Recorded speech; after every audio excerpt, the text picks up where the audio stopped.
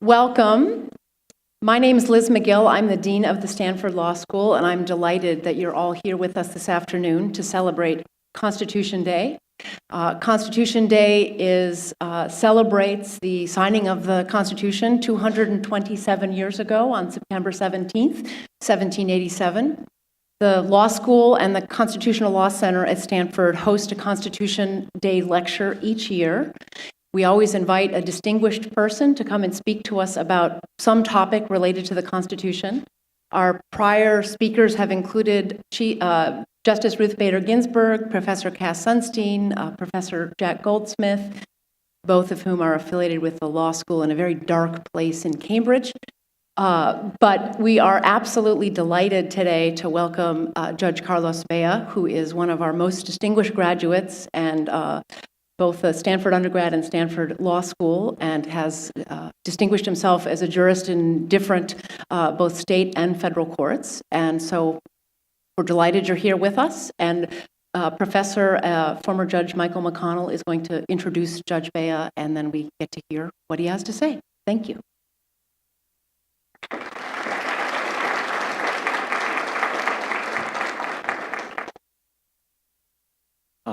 Thank you, Liz, and thank you for coming. And let me take this chance to welcome so many 1Ls whom I haven't yet had the chance to meet.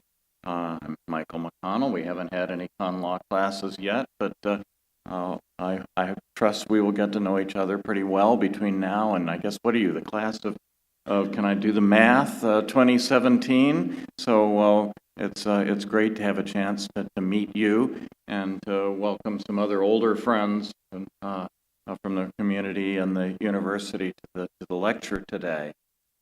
It's my honor to introduce Judge Carlos Bea. There's so much to say. I think that Judge Bea is the most interesting person on the federal bench in the country. I'll just tell you a little bit about his life story, and I don't want to tell the whole thing because sometime you should hear him talk about it, and it's really, he has a great story. He was born in the Basque port city of San Sebastián in northern Spain. Before he was even out of elementary school, if I remember this story correctly, his family first fled to France to get away from Franco, and then when the Vichy government came in at the beginning of World War II, had to flee out of France and back to Spain and on to Cuba. How well did that work in terms of getting away from, and he came to the United States, to California, I think late in elementary school, and went to high school in Los Angeles, came to Stanford as an undergraduate, where he distinguished himself. You're thinking I'm going to say he had the highest grade point average in the history. He was a star basketball player on the varsity team, but I think more interesting than that, he played for his then native country of Cuba on their Olympic basketball team at the 1959, I think it was, Olympics in Helsinki, Finland. But what's really interesting about this is that our immigration service wouldn't let him back in the country because he was off playing for Cuba. And eventually, I forget all the shenanigans, but one thing or another, he managed to come back, go to law school here, become a naturalized citizen, distinguished legal career, founded his own law firm, was appointed to the bench first in the state of California and then on the Ninth Circuit Court of Appeals, where he's been serving since actually I don't know that date, but what is the date? For over 10 years. And you may be familiar with the fact, and if you weren't before, now you will be, that the Ninth Circuit has a certain reputation among the national courts of appeals It usually wins the prize for the most reversed circuit in the country. There are years when they reversed 26 times out of 26. This is a not uncommon phenomenon. I used to be on the 10th Circuit. We took considerable satisfaction by looking a little bit westward to see the fate of the 9th Circuit. Well, if you were to do a comprehensive study of this, you would see that there is no one on the 9th Circuit who dissented so often from the cases that were then reversed by the Supreme Court. So Judge Bea has a very distinguished and successful career there. He's also been very active in a number of organizations sort of coming out of his own life experiences. He was awarded by the California Bar their Pro Bono Lawyer of the Year award for his work with immigration. He's won, I think, 3 major honors from the Kingdom of Spain, including, I don't know quite what this means, but he was honorary consul for Spain for a number of years. And so in many different areas, and he used to write a column and be on television in a program called Learning the Law in Spanish, directed at Spanish-speaking Americans to educate them about the American legal system. So in his sports life, his academic life, his judicial life, his pro bono life, and as a citizen, Judge Bea has made an enormous contribution to this country, and therefore I think it's particularly appropriate that he would be with us today to speak to us on the occasion of Constitution Day, and specifically the subject of recent freedom of religion cases. So, Judge Bea, welcome.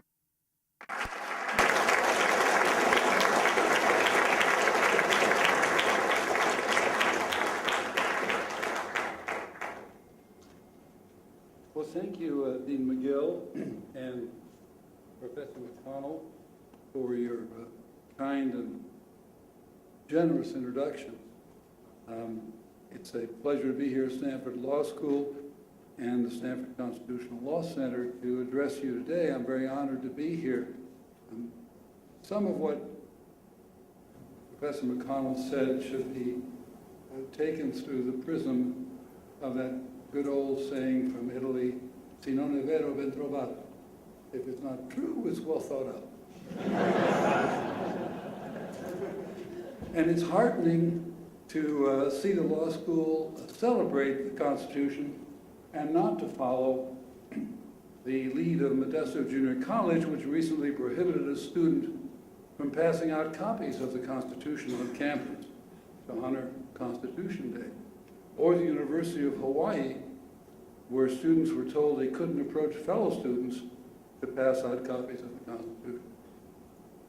Today I want to speak about the Supreme Court's First Amendment Establishment Clause jurisprudence in the context of religion in the public square, and I'm very happy to find that we're not in Modesto or Honolulu.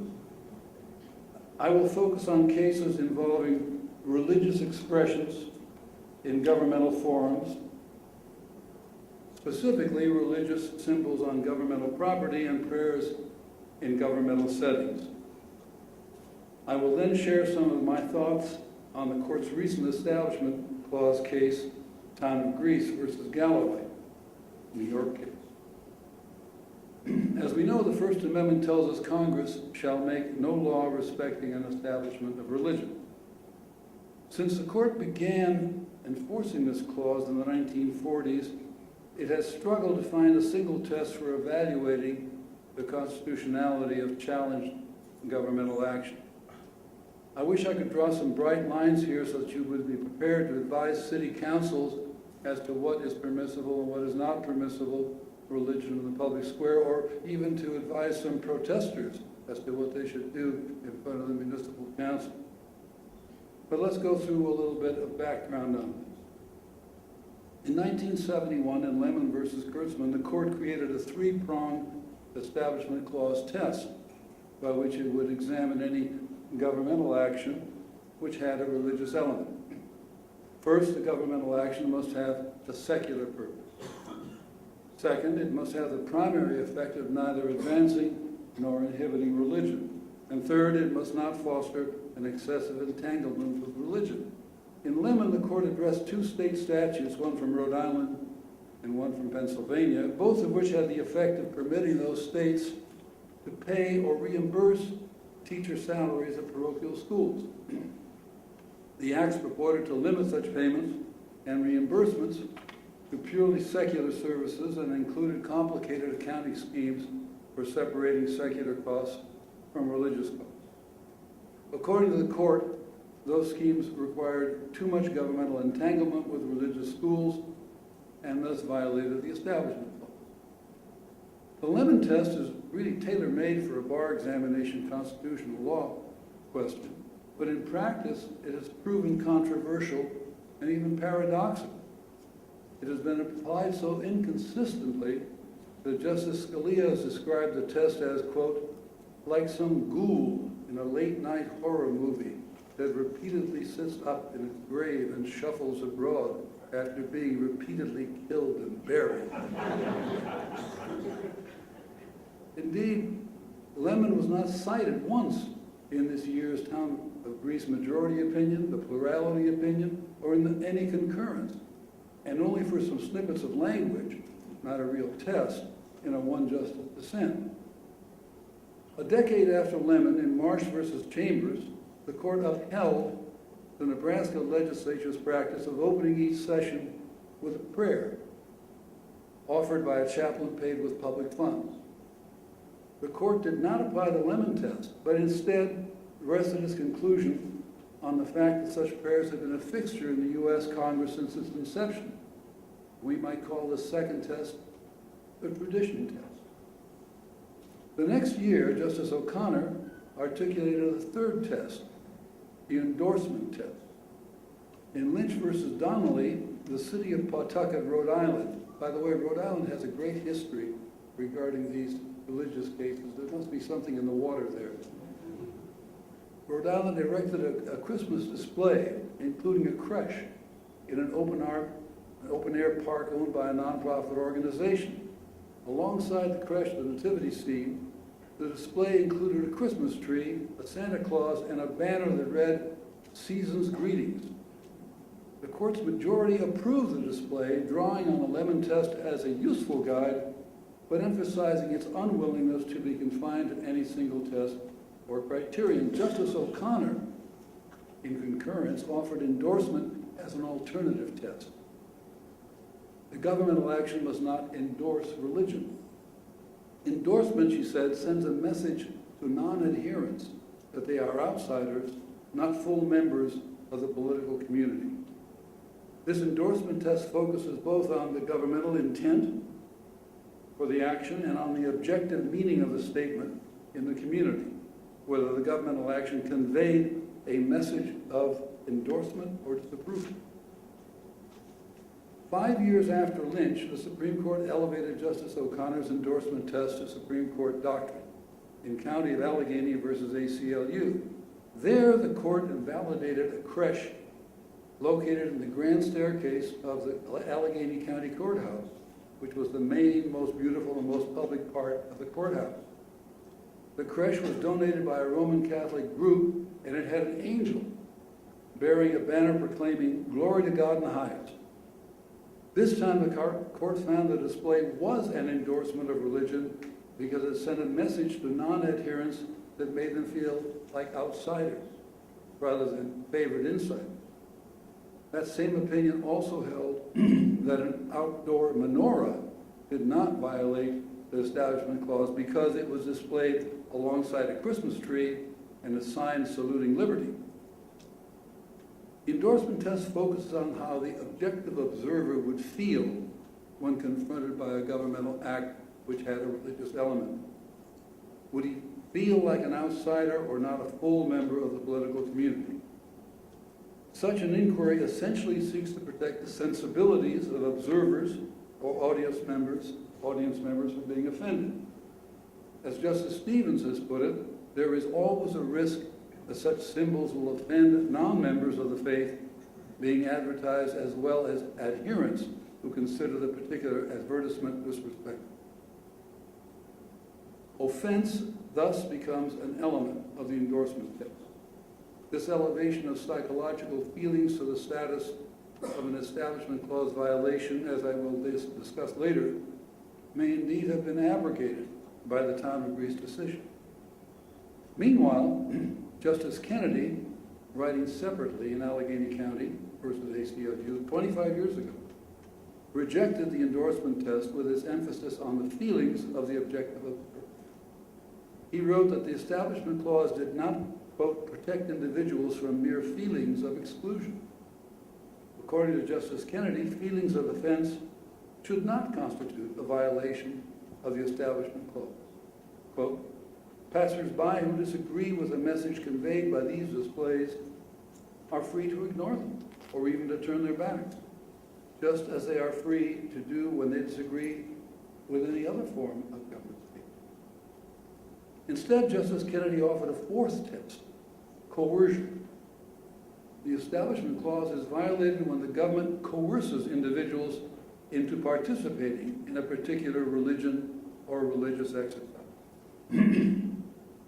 Justice Kennedy made this coercion test a doctrine of Supreme Court law soon thereafter in Lee versus Weissman.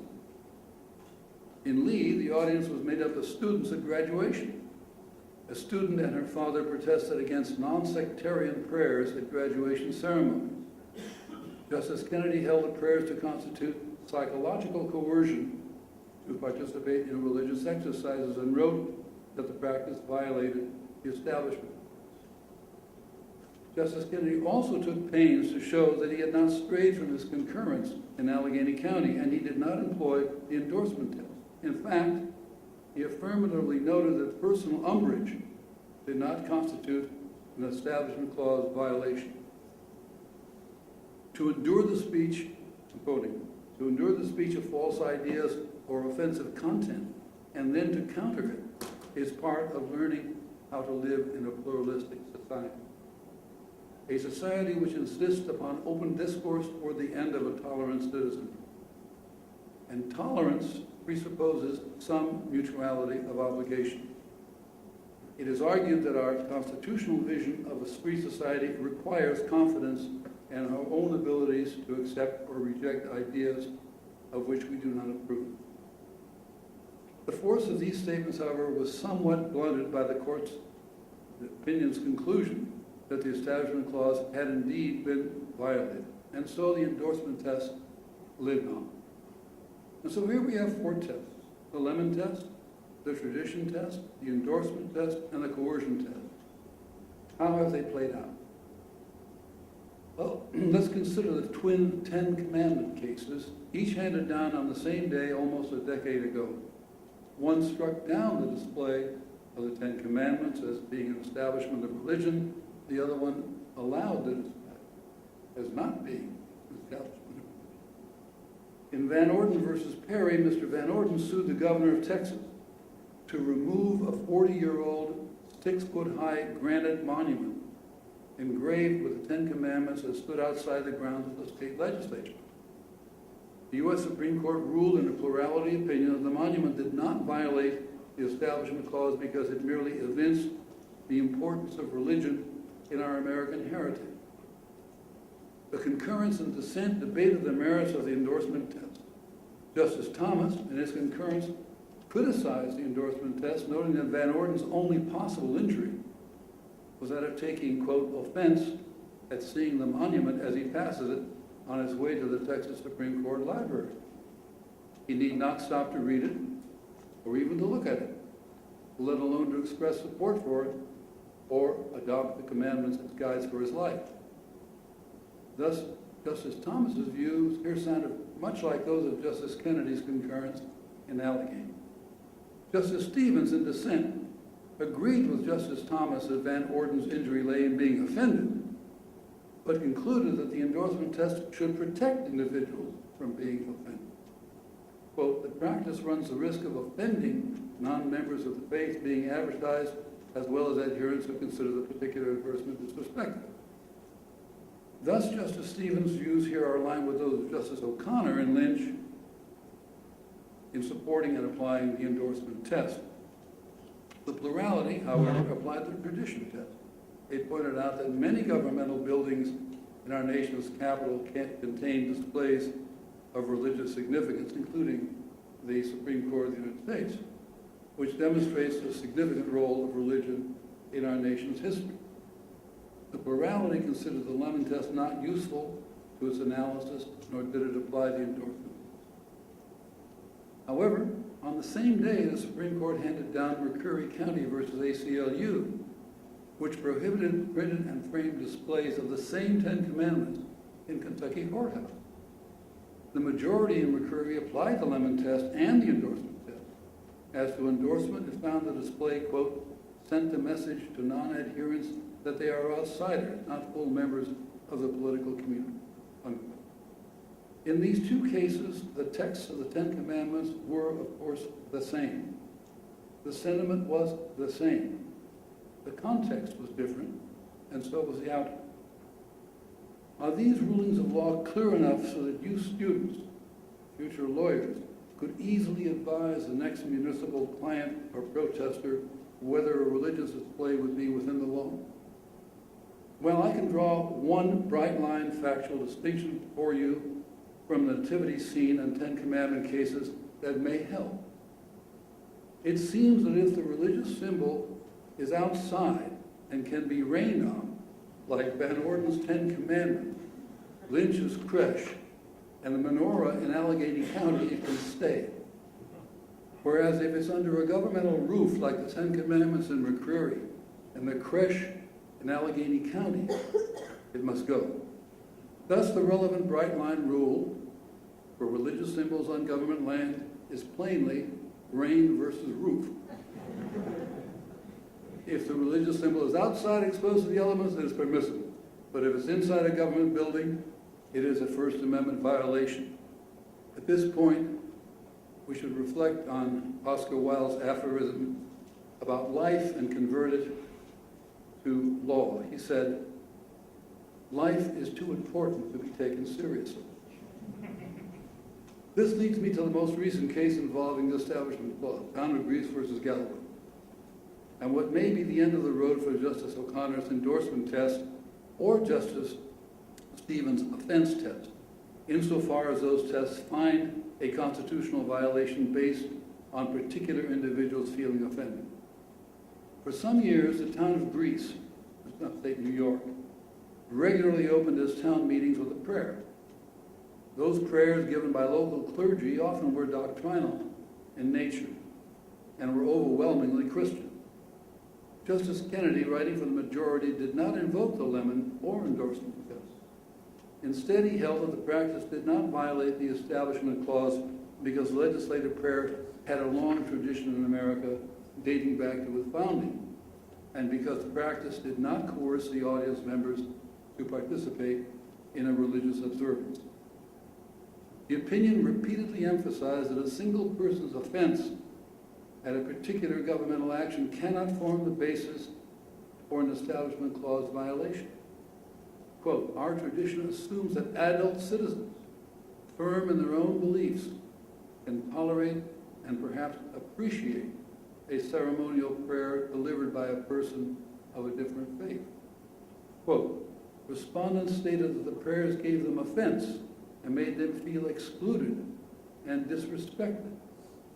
Offense, however, does not equate to coercion. Adults often encounter speech they find disagreeable, and an Establishment Clause violation is not made out anytime a person experiences a sense of affront from the expression of contrary religious views in a legislative forum, especially where, as here, any member of the public is welcome in turn to offer an invocation reflecting his or her own conviction. Nothing in the record suggests that members of the public are dissuaded from leaving the meeting room during the prayer, arriving late, or even, as happened here, making a later protest. In this case, as in Marsh, board members and constituents are free to enter and leave with little comment and for any number of reasons.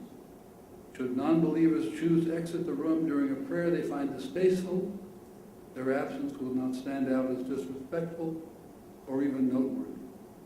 And should they remain, their quiet acquiescence will not, in light of our tradition, be interpreted as an agreement with the words or ideas expressed. Neither choice represents an unconstitutional imposition as to mature adults who presumably are not readily susceptible to religious indoctrination or peer pressure. Justice Kennedy's language runs directly counter to the endorsement test. Indeed, his majority opinion repeatedly cites his separate opinion in 1989 in County of Allegheny, in which he rejected the endorsement test. The town of Greece may not have specifically overruled the endorsement test, but it certainly calls into question the formulation of that test that focuses on the possible offense taken by an objective viewer of a governmentally provided religious symbol or exercise. Nor does the town of Greece majority plurality or any concurrence even mention that. Instead, Justice Kennedy applies two tests. First, he applies his own version of the coercion test, one which is easier to meet than the Scalia-Thomas version, for it requires only governmental proselytizing for religion and forbids strong governmental statements of exclusively sectarian views.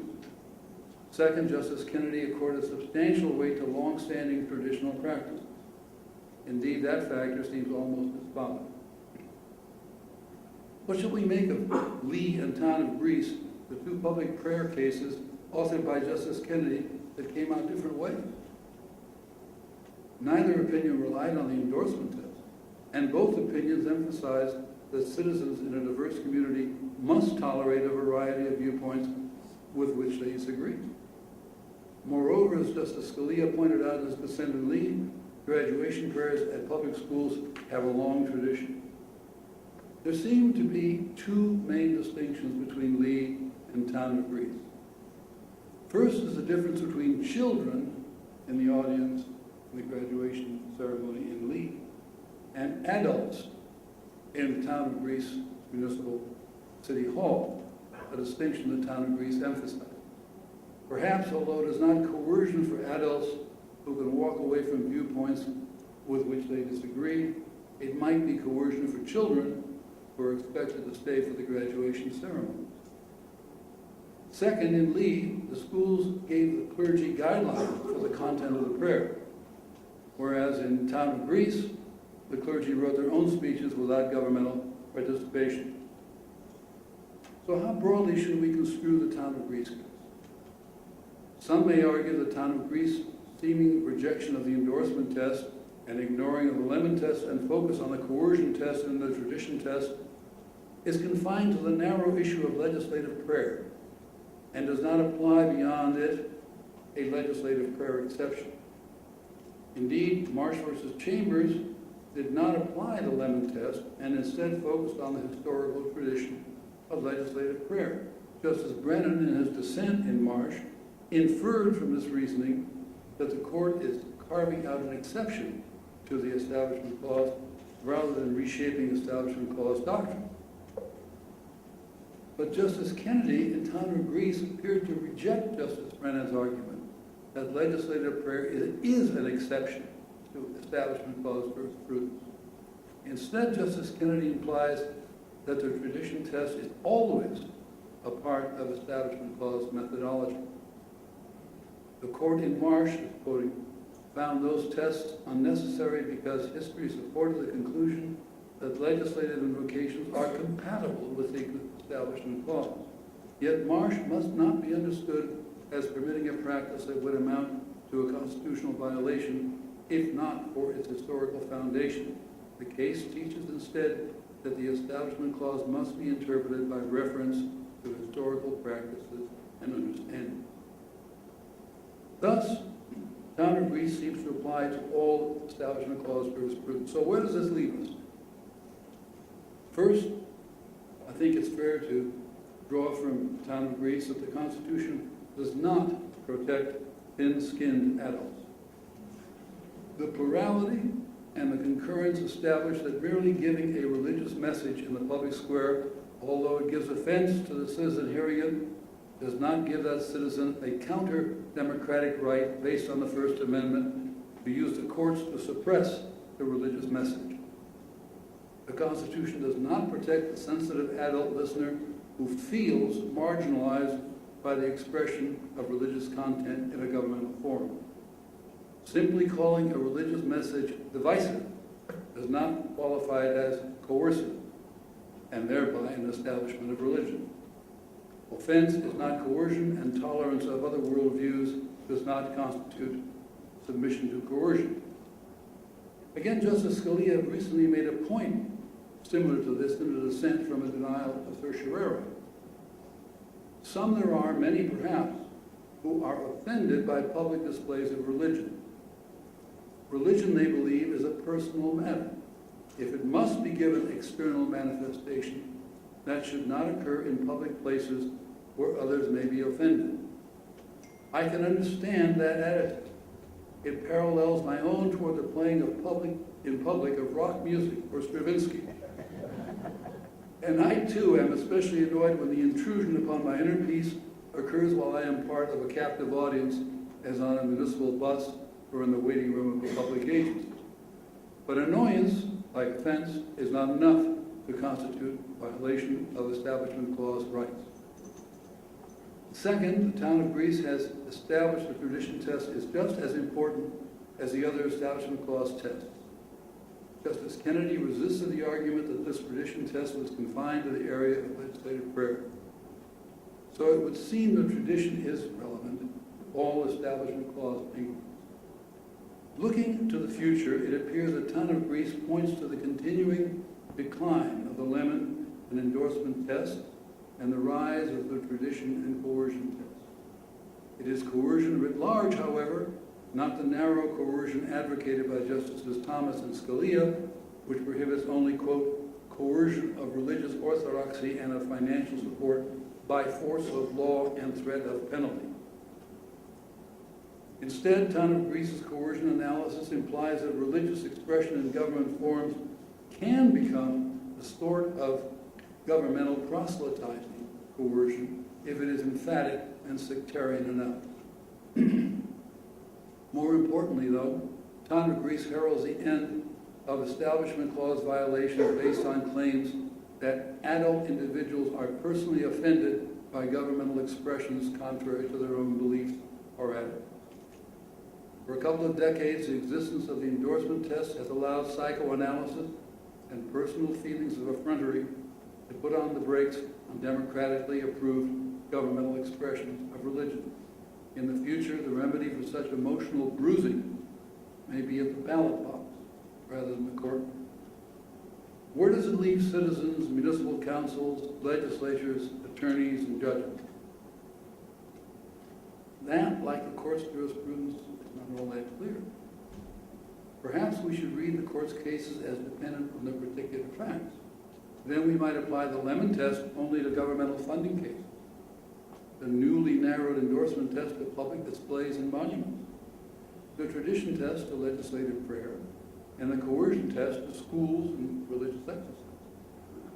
With 4 separate tests that can be applied in unpredictable ways to all manner of governmental religious action, attorneys will be free to argue the test that best suits their goals.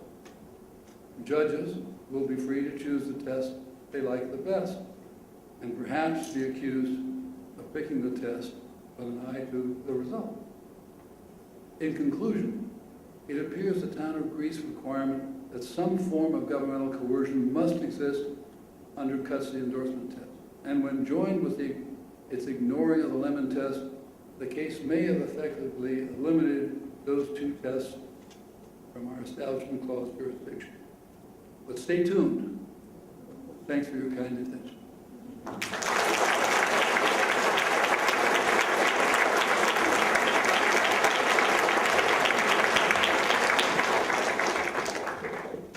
Thank you very much for that interesting presentation. We have Judge Bea has kindly agreed to respond to questions and comments from the floor. You'll see that there are microphones not in the middle, but on the left and right aisles. So please speak into that so that everyone can hear, and you can sort of line up behind the microphones. And I think you're able to field questions without my help up here.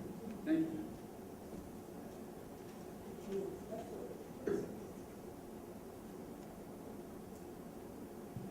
Thank you so much for this comprehensive understanding of the religious test in just those two cases and how our Supreme Court has handled it.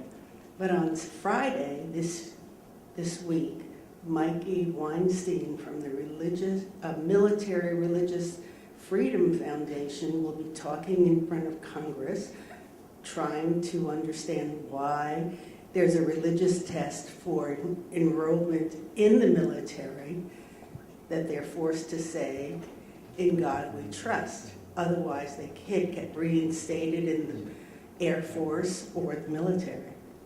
That's just one of my issues. Can you question? Why is "In God we trust" in the military or on our? In the military.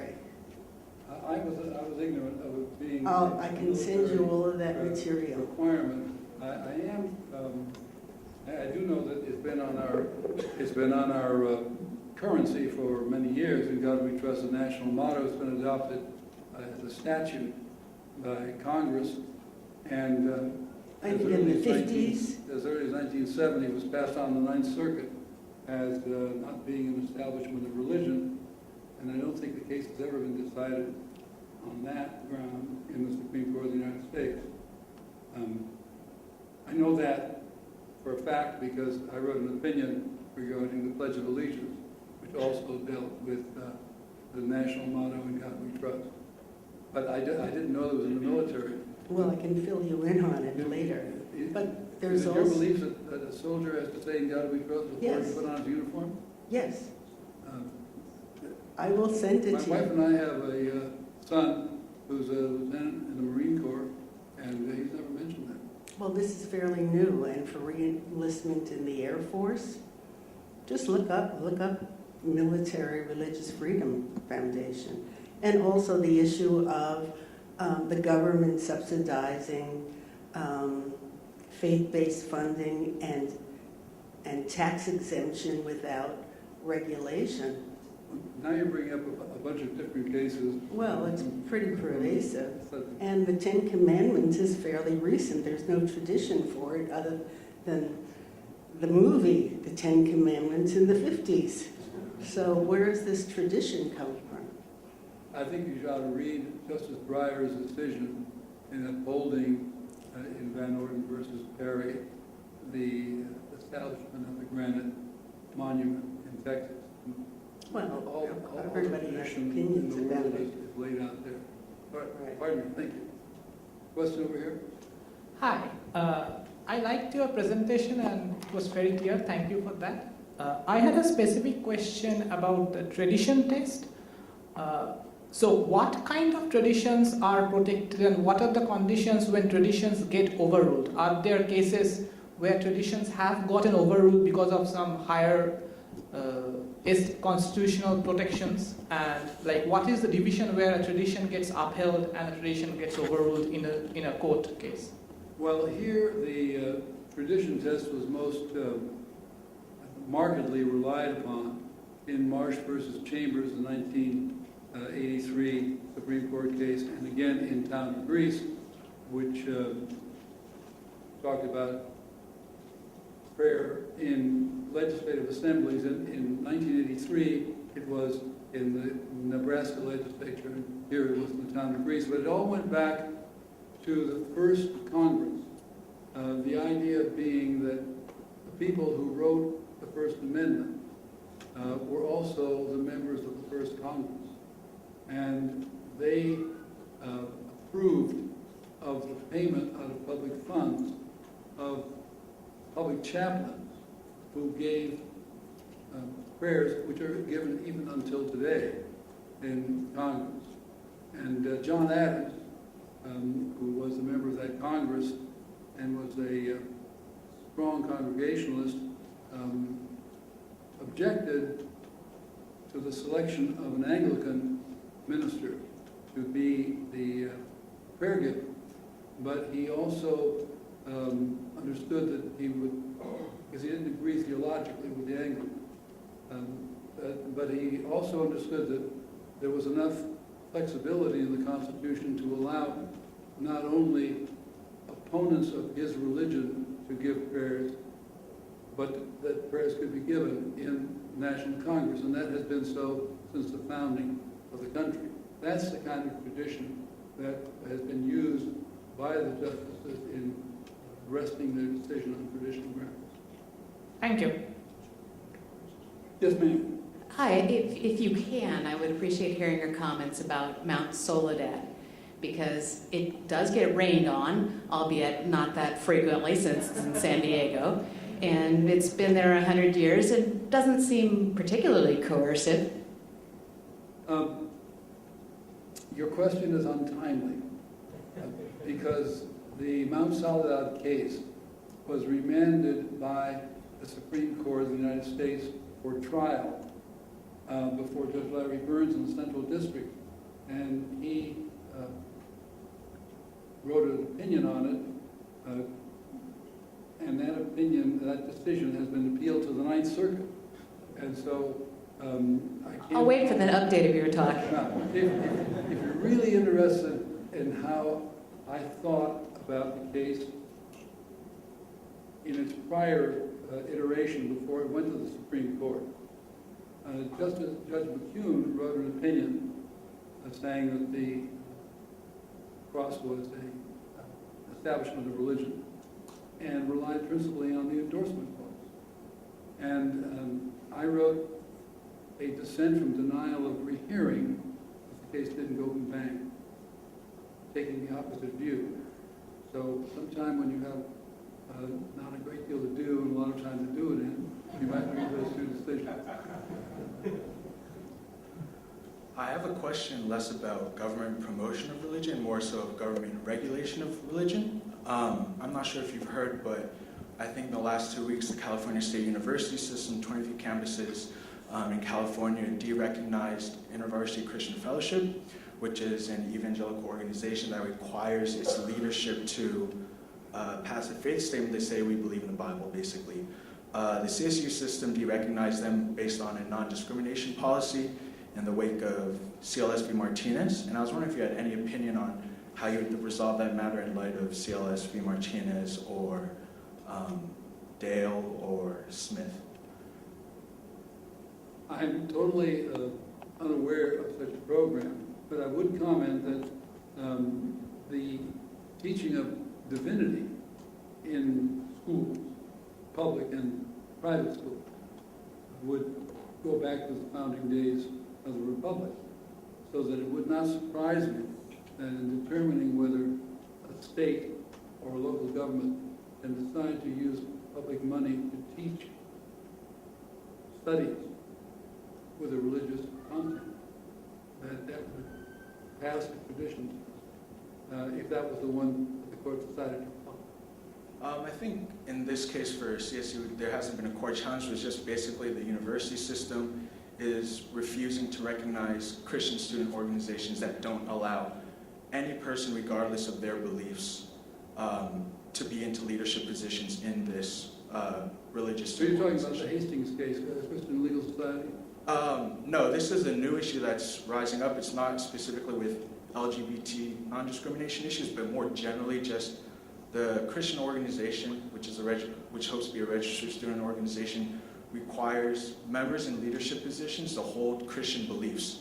And the university system has said, because this is discriminating, because people have to hold religious beliefs to be leadership, that they're going to de-recognize these student groups, so they lose funding, they lose access to rooms, etc. If I recall correctly, that was substantially the issue in Christian Legal Society at Hastings Law School, and the Ninth Circuit held that that was not a violation of the Free Exercise Clause and was not a violation of the First Amendment Free Association Clause, and the Supreme Court of the United States denied certiorari.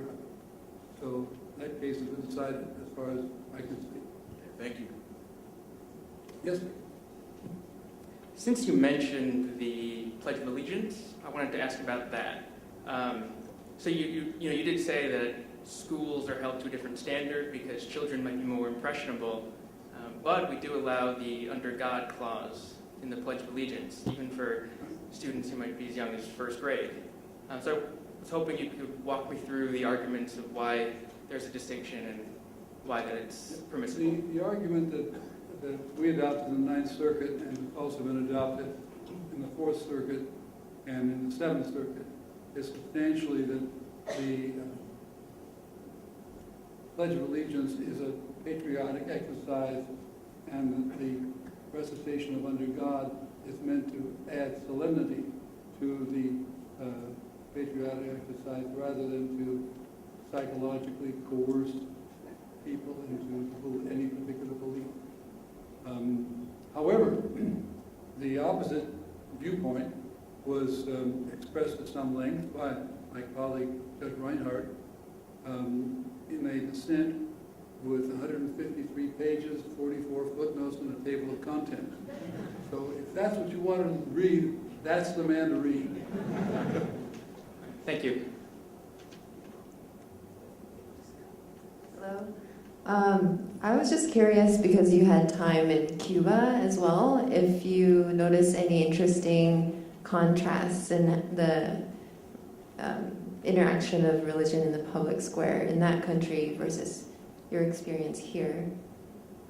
Well, I left Cuba before Castro came to power, and right after the Olympic Games of 1952, 53. So I've never lived in Cuba, although my wife and I visited Cuba on one occasion in the 1980s. The Cuban communist regime tolerates religion, but really restrains it to private practice and the church. One can go to Mass in Havana, but one doesn't see any processions down the street as you would in Seville, for instance, or in Madrid, and Holy Week. The ostentatious demonstration of Christian belief is a disqualifying feature for anybody who wishes to advance in the communist era. So they tolerated, the regime tolerates it to a certain extent, and I think because otherwise they would have a great many problems. And they tolerated diplomatically, as indicated by the Pope's visit to Havana a few years ago.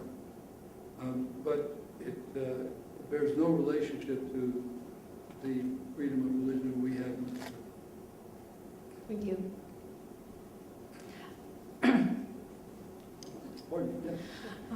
It's just theoretical. Will a case arise if in a public school we will incorporate in prayers the Trinitarian doctrine by Protestant churches in the United States, like for example, in the name of the Father and of the Son and of the Holy Spirit? Since I've read other books, and there are religions that only believe in God the Father and God the Son. Incorporating the Holy Spirit is offensive to other public school children. Well, I think that we've got a pretty clear case in Lee versus Weissman saying that non-sectarian prayers are a violation of the Establishment Clause when people are obligated to listen to them at graduation exercises. And I think that if we had any prayers that were mandated by the school authorities in schools, they would clearly be an establishment of religion and would be struck down on proper action being taken. So the answer is, it won't happen. And I have 3 cases here. And another case here is the Catholic Bible put some, for example, prophets like Judith, whereas the Protestant Bible did not have, other people incorporated into other prophets incorporated into that Bible.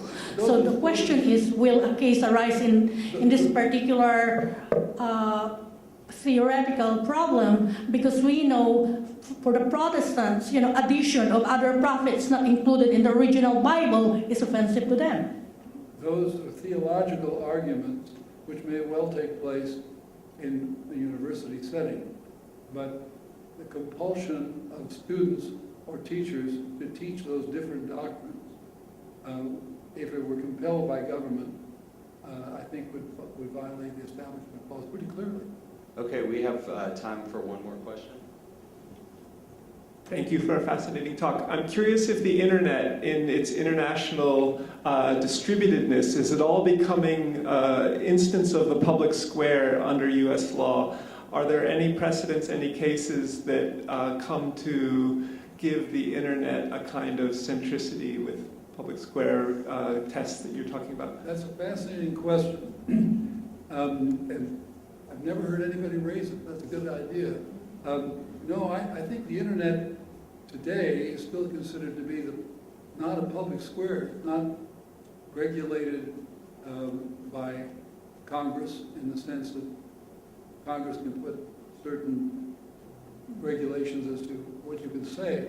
So I don't know of any suggestion that religious expression on the internet would be by itself prohibited or regulated in any way. Of course, if the government were putting out proselytizing messages for a particular religion or religion as a whole, that might be the same as doing it in the public square, what we consider the public square today, or in newspapers or in any other sort of communication. It's governmental action which establishes religion, which is prohibited by the First Amendment. Right? Thank you very much.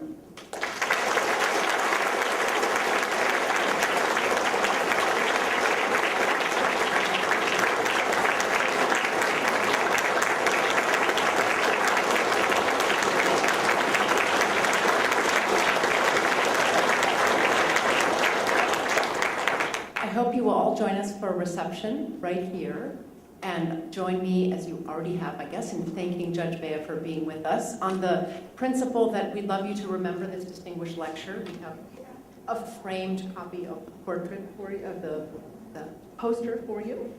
And on the principle that you can never have enough things that say Stanford Law School, we have some things for you. Thank you for being with us.